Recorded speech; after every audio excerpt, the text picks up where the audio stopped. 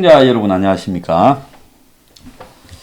자, 허진 대사님의 용쟁 호투 시간입니다. 자, 이번에는 그 정권 지금 교체기인데 네. 최근에 이제 윤희 대선 후보가 되고 난 이후에 이 보수 바닥에 비루하게 네. 그야말로 아무런 보수의 가치나 이런 원칙을 윤희 지키는가에 대해서 네. 그리고 또 새로운 보수가 바뀌어야 될 가치에 대해서 말을 하고 견인해 나가고 또 잘못할 때는 잘하라고 비판도 하고 이래야 되지 않겠습니까? 네. 근데 전부 줄서기가 굉장히 바빠요. 그래서 도대체 이 보수의 무슨 정신이라는 것에 대해서는 명분일 뿐이지 뭐 있기나 한가 그런 생각을. 그러니까 이게 이제 좌파에 비교해서 가장 우파의 가장 큰 약점이 아닌가 싶습니다. 그러니까 이론적 토대가 없다는 거, 사상적, 철학적 체계 이런 거에 대해서 한 번이라도 진지하게 고민해 봤는지 그나마 굉장히 회의적인데 심지어 제가 그런 이야기를 했습니다. 지금 그 국민의 똥당이 일하는 친구한테 야, 너가 당 소속 국회의원들한테 종이 한 장 주고 민주주의 또는 보수 우파의 가치가 뭔지 100자 또는 500자 이내로 적으라면 한 놈이라도 있겠냐고 물었거든요. 한 놈도 없다 그러더라고요. 그래서 수학님 방금 말씀하신 것처럼 우파는 이념이나 가치 이런 거보다는 해마다 이제 뭐 여러 가지 선거라든지 총선 대선 되면 줄 서는 거, 그걸 뭐 지금까지 계속 뭐 수차례 이제 반복해온 건 사실인데, 근데 이번에 이제 정말 코미디 같은 거는 자신들이 똥파리 하이에나 거강꾼임에도 불구하고 아마 타자를 아마 그렇게 지칭하면서 이제 김종인이나 이런 애들이 들어온 것 같은데, 이거는 이걸 보고도 뭐 웃어야 될지 울어야 될지 참 곤혹스러운 상황입니다. 그런데 하나 제가 더 놀란 거는 그 고영주라고 있죠. 예.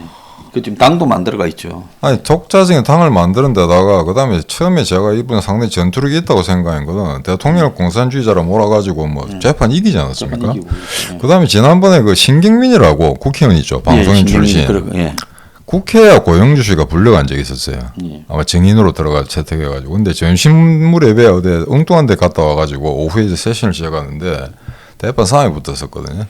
근데 신경민한테 절대 지지 않더라고요. 그래서 상당히 사람과 전투력이 있는가 싶었는데, 아니 남의 당의 대표가 지금 제가 볼 때는 제일 암적인 존재인데 걔가 지금 뭐 잘한다 2030 했던 그 열기를 흡수했다 이런 식으로 이야기를 하면서 저렇게 된 거 보면은 수상이 어떻게 평가하십니까? 저는 이거는 그냥 만약에 보수 우파 또는 윤석열 네가 정권 잡으면은 내 방금 요 말 한 말을 기억하고 내한테 한 자리 달라라고 이야기하는 거 아닙니까? 그래서 저기 신문에 광고를 내서 대문짝만하게. 그래서 이준석이가 잘했다. 네? 그래서 이준석이가 윤을 잘 모셔서 당선시키면 더 잘한 게 될 것이다. 이 이야기를 하고 있어요. 그런데 보수 서민 대중들한테 물어보십시오. 이준석이가 잘했다는 사람이 몇 명 있겠습니까? 아니 뭐 당 내부에서 좀 난리인데요.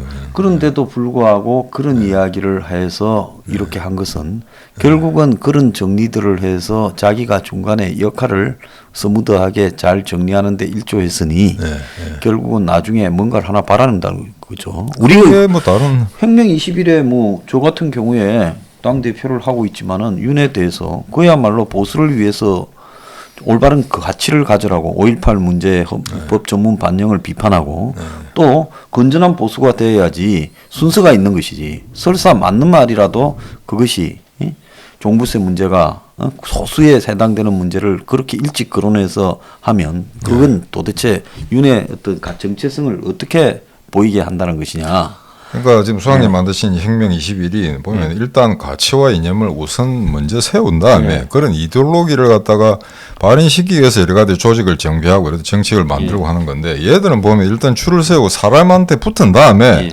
그 다음에 어떤 생각들을 만드는 것 같아요. 여기저기서 끌어다가. 이제 그런 식이다 보니까 제가 최근에 몇 년 외국에 살다가 들어오니까 뭐 영끌이라는 이야기를 처음에 무슨 말인지 잘 못 알아들었어요. 영혼까지 끌어다가 주식 투자한다는 이야기겠죠. 저는 그 영팔이라는 게 있는데 영혼까지 파는 애들이죠. 대선 때만 되면 이제 줄 서는 애들이 이렇게 숱하게 많은데, 제 하나 이 고영주 씨하고 또 하나 쇼크 받은 거는 위성락이라고, 지난 뭐 외교 그 노무현 정권 때부터 꽤 이름을 날렸던 사람이다. 북핵 문제라든가.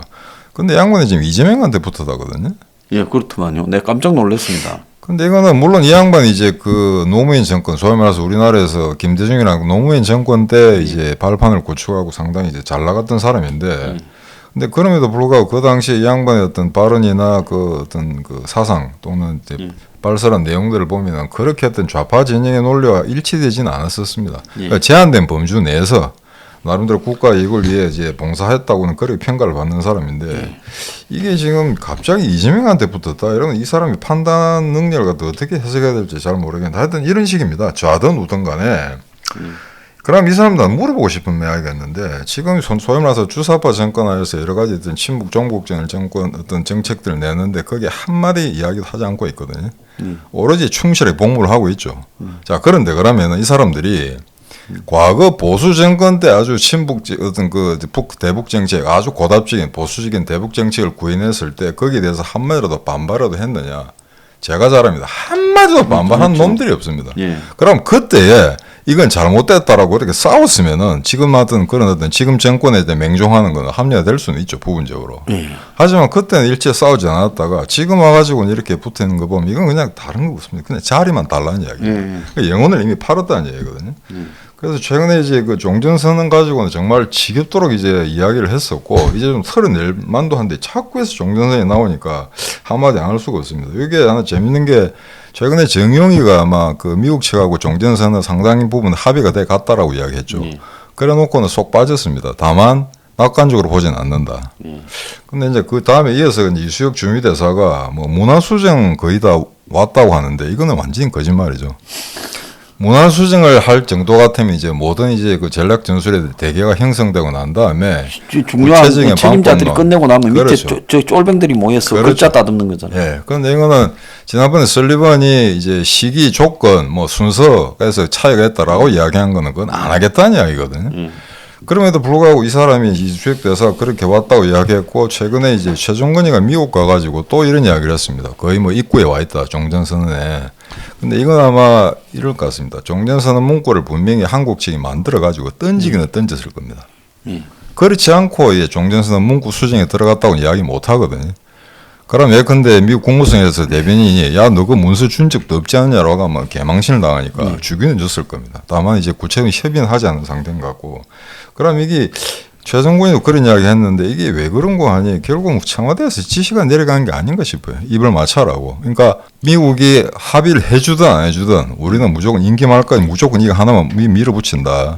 그래서 만약에 미국이 안 받으면은 봐라 미국 너가 종전선언 안 받는 바람에 이 꼴이 났다. 이렇게 아마 그 근거를 만들라는 것 같아요. 그렇지 않다면 이렇게 심하게 나올 리가 없는데 최종근이가 이야기한 이번에 그 미국 가서 한 거는 그 한미 전략 포럼이던가요. 근데 그 돈을 우리가 냈더만요 보니까.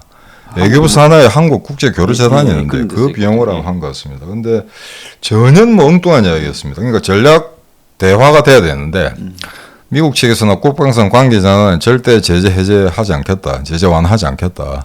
그다음에 비핵화 계속 몰아붙이겠다는 이야기가 나오고 서로의 입장만 이렇게 그냥 명확하게 밝히는 그런 거로 끝났고 어디 하나에도 합일점을 찾아볼 수가 없었습니다. 그래서 이제 이런 문제를 보면은 이게 얼마나 이제 관료들이 썩어 빠졌는지를 단적으로 알 수 있는 제가 타 부처에 대해서는 이야기하지 않겠습니다. 제가 있었던 외교부는 제가 사람들을 잘 아니까 하는데 그다음에 지금 이재명이 유승나이가 붙었는데 이제 반대로 이제 윤석열 쪽은 이동훈이라고 저는 한반도 평양교섭 본부장이 붙었거든요. 근데 요게 이제 신문에도 나왔습니다. 얼굴이 나올 정도 같으면은 외교부에서 달라붙은 인간 중에는 조금 이제 비중이 있다고 생각하는 모양인데. 상층급이라고 봐야죠. 근데 제가 알기로는 그 전에 이미 황중국이라고 내나 이도훈 그 전에 한반도 평양교섭 본부장 사람이 있습니다. 영국 대사하다가 쫓겨났죠. 예, 그래서 지금 정권에 상당히 앙금이 있는 사람인데 이 사람은 갑자기 사라졌어요. 신문지상에서. 뭔지 어떻게 된지 잘 모르겠는데 일단 이동훈이라는 사람이 이 붙은 과연 그러면 이 사람이 그러면은 윤석열하고 어떤 가치책을 같이 하느냐 그건 아닙니다. 아니 문 정권에 붙어서 열심히 개같이 시키는 대로 했을 거니까 그 뭐 한반도 평화교섭 본부장이 되지 않았겠어요. 딴 자리도 아니고요. 그냥 비건이하고 수차례 만나면서 지금 정권에 충실히 복무를 했죠. 예, 그런데 이쪽으로 간 거 봐서는 이런 것 같습니다. 다 보직이 별로 시원찮았던 거죠.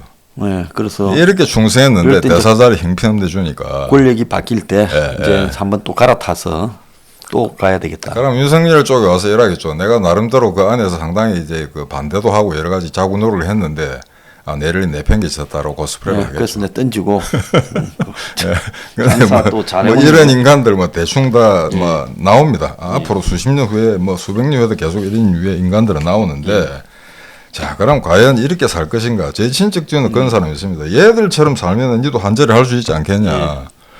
근데 사실은 제 어릴 때부터 제 아마 사상체에 가장 영향을 주는 사람 중에 미국의 조지 패튼 장군이 있습니다. 어릴 때 굉장히 그 말 듣고 제가 끔찍했었다고 생각했는데요.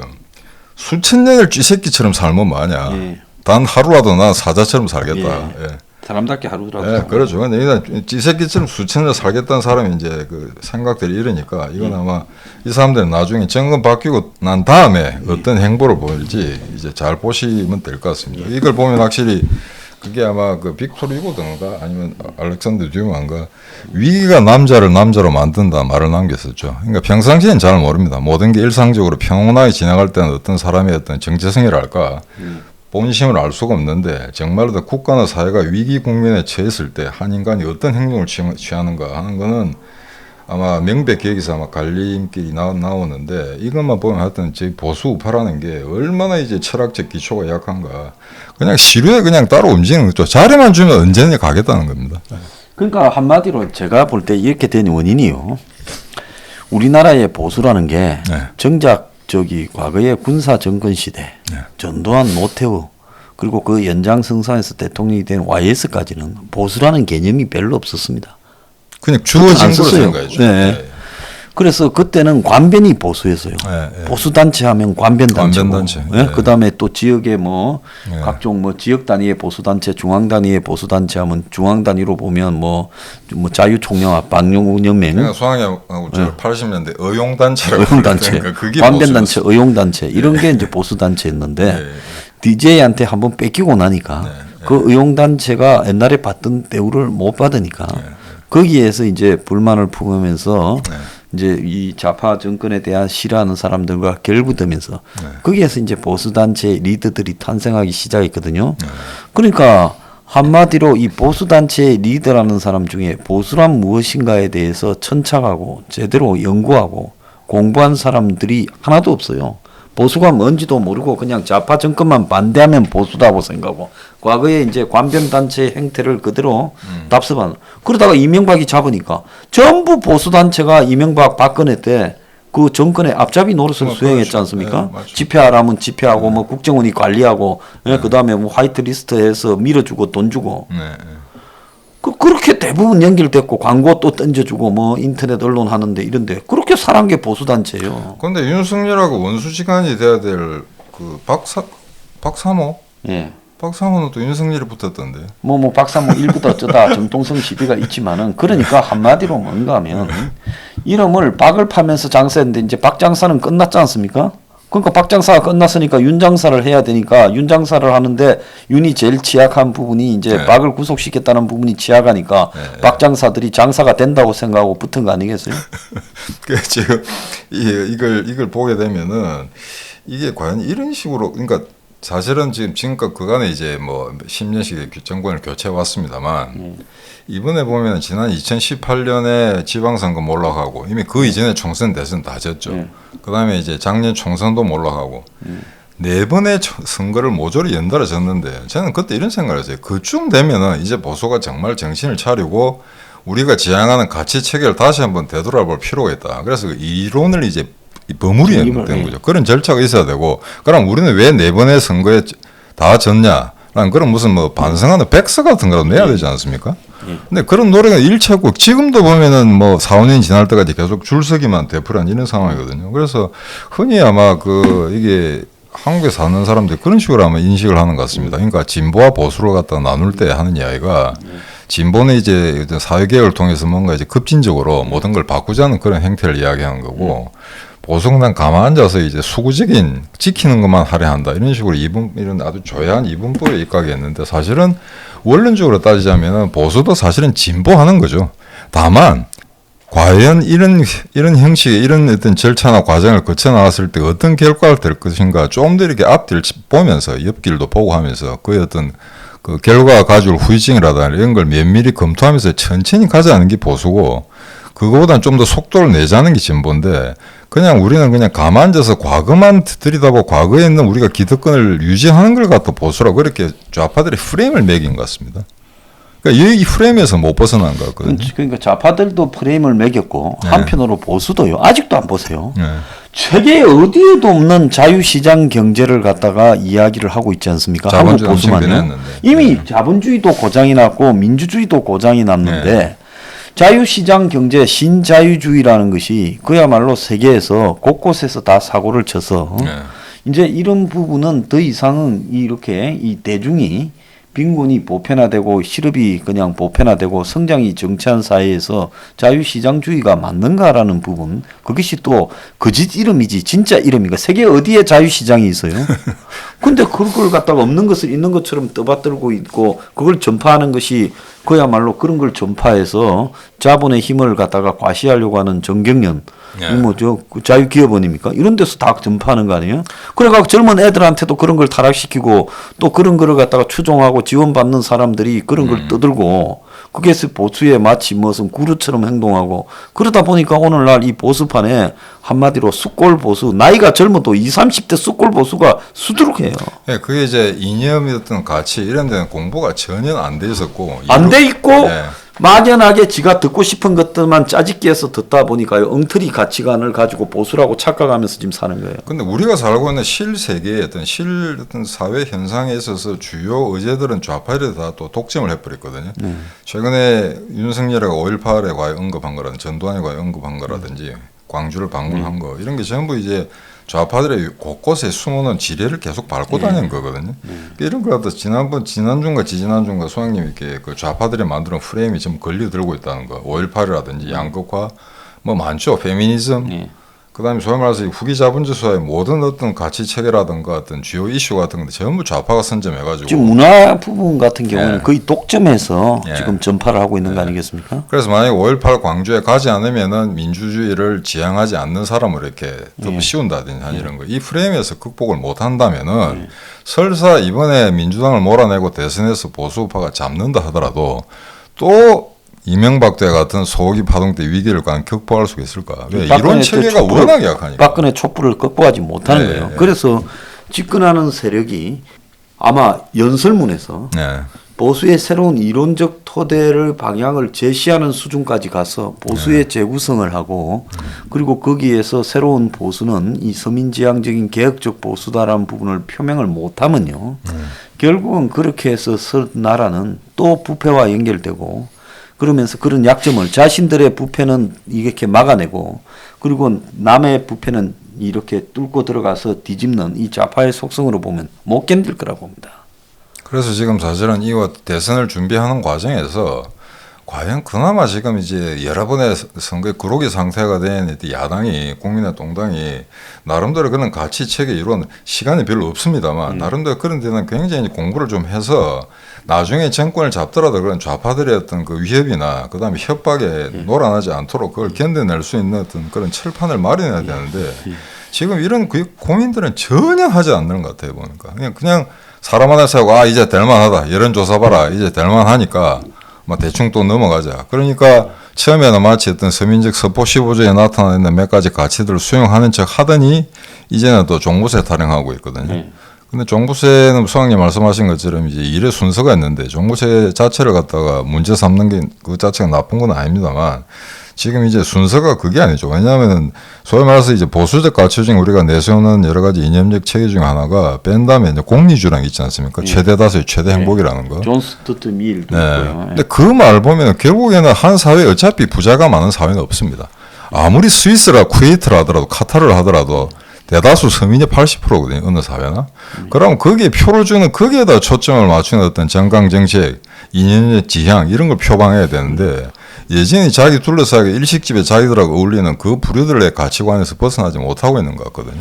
그러니까 정의란 무엇인가 하는 마이클 샌들 교수의 그 책을 읽어보더라도 결론은 공동체의 그 일종의 이 가치를 갖다가 유지시키면서 후생을 정진시킬 수 있는 방법을 모색하는 것이 정의다라고 이야기를 해요. 그래서 이게 이 공리주의의 가장 이 문제점이 이제 이 공리주의라는 획일화된 부분 속에서 이 후생을 전체 국민들의 복지나 웰파워를 정진시키는 것은 중요하지만은 그 속에서 이제 이 뭐라고 할까요? 획일적인 국가 통제적 양상이 되지 않는 괴물을 만들지 않는 공리주의로 가야 된다. 쉽지 않은 과제에 이제 보수가 도전하는 거 아니겠습니까? 네.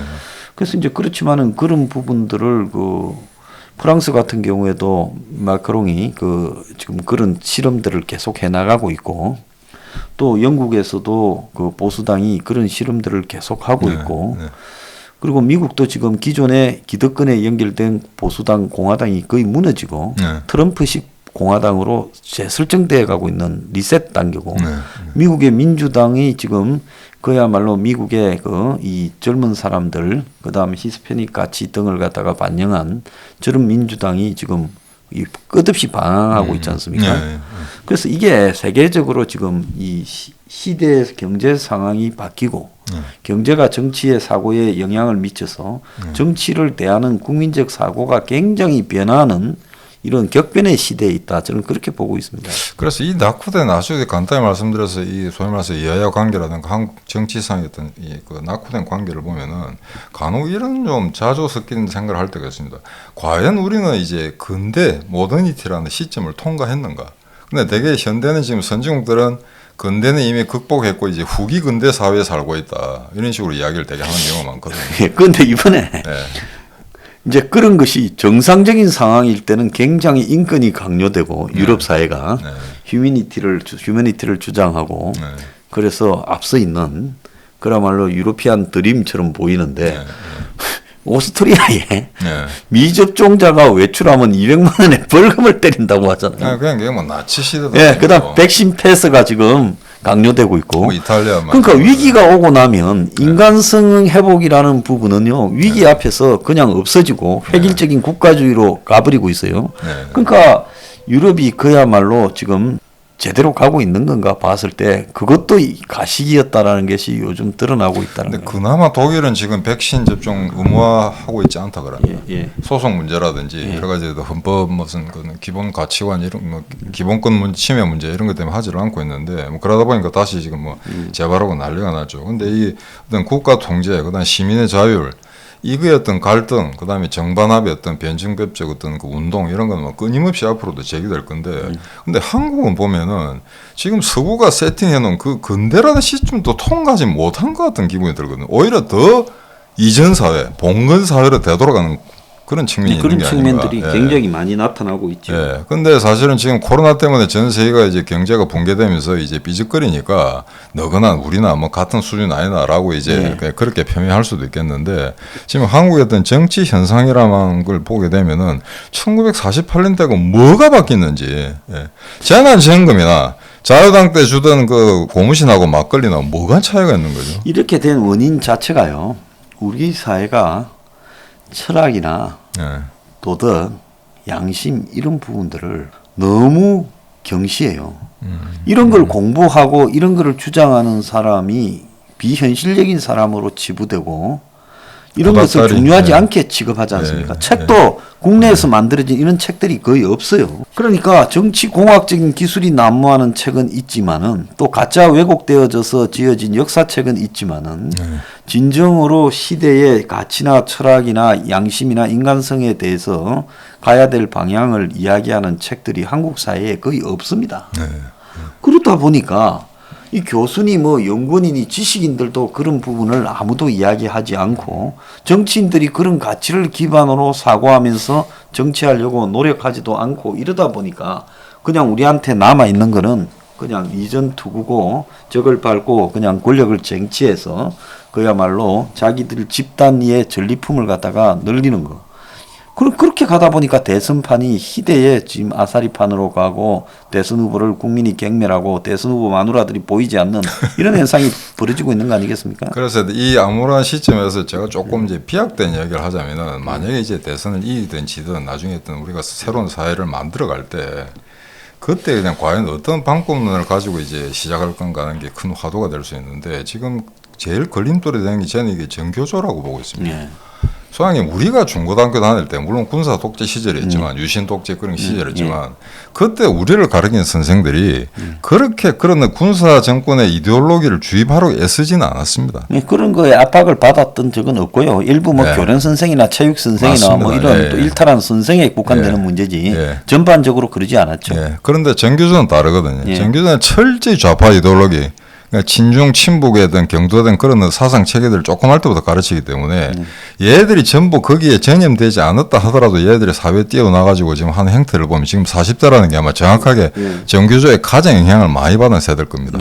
그게 지금 문재인이 지금 현재 여당을 가장 많이 지지하는 세대고, 그래서 아마 이런 어떤 그 우리 사회 요소수에 숨어가 있는 어떤 좌파 이데올로기들, 좌파 운동권 세력의 잔존 어떤 그 부유물들 이런 걸 갖다 제거하지 않고 그냥 단지 줄서기만 해가지고 참신한 인물 하나 뽑아서 그때그때 총선과 대선을 그냥 극복해 나가겠다. 그것 가지고는 영원히 아마 좌파의 싸움에서 이기지 못할 거죠. 이 보수가 벗어나지 못할 절대 아마 거더라고. 이 싸움에서 이기지 못할 겁니다. 그래서 저는 이걸 아마 이번 대선을 기점으로 해서 어떤 보수 우파들의 새로운 문화혁명 이런 걸 아마 시행하지 않는다면은 절대 아마 우리 사회 구석구석에 박혀 있는 썩어 빠진 좌파 이데올로기들 이거 일소하기는 정말 힘들지 않나 그렇게 제가 생각하고 있습니다. 예. 자, 그래서 제가 그 책을 쓸 때 그냥 구어로서 뭐 스포 15조라는 조항을 쓰면 그것이 왜 그런 고민에 도달했는가라는 내용이 나오지 않기 때문에 이 시대적 고민, 경제적인 대공황의 시대, 코로나가 유행하는 그런 이 종말의 시대 이런 데에서 우리가 어떻게 가야 되는가라는 부분을 해서 이제 생존 전략이라고 대전한 시대에 그런 책을 썼는데요. 그래서 사람들이 좌우간 이런 고민들을 좀 해보고 살아가는 그런 시대가 되어야 되는데 한국인 지금 철학의 부재, 그것이 특히 좌파는 좌파 나름대로의 한마디로 생존적 이데올로기를 철학처럼 만들어 놨어요. 내가 볼 땐 저거가 살아남는 생존적 이데올로기인데 과거에는 좌파의 이 유럽식 좌파의 양심이 조금은 있었어요. 한국 좌파에. 근데 이제 그런 사람들이 거의 끝나버렸고 이제 남아있는 한국의 좌파는 전부 이 생존형 좌파에 불과하고 그래서 한국 좌파의 이데올로기는 이 생존 전략이라고 봐야 됩니다. 그러니까 80년대, 7, 80년대 같은 어떤 역사적 고민, 사회과학적 고민 이런 거 일체 없고 생존 공부도 안 하고 그냥 오로지 그 뭐 생태계라 그럽니까? 좌파 생태계, 원존 유지. 그런데 보수는 그런 생태계나 이 보수의 생존 전략도 없다라는 그것도 못 만들어죠. 그래서 그런 것들이 지금 필요한. 그러니까 이래 좌파가 소위 말해서 이론적 어떤 그 무기화 또는 이제 공부를 하지 않고 이 시점에 우리가 정식으로 다시 한번 우리 이 사상 체계를 새로 정립하기 위해서 과거에 7, 80년대에 좌파가 공부했던 것처럼 그런 어떤 민중에 대한 의식화가 분명히 필요한 시점이 도래했다고 저는 그렇게 판단하고 있습니다. 예. 오늘 그 초대생 모시고 그 한국의 이 보수의 정체성의 부재에 대해서 이야기를 해봤습니다. 감사합니다. 감사합니다.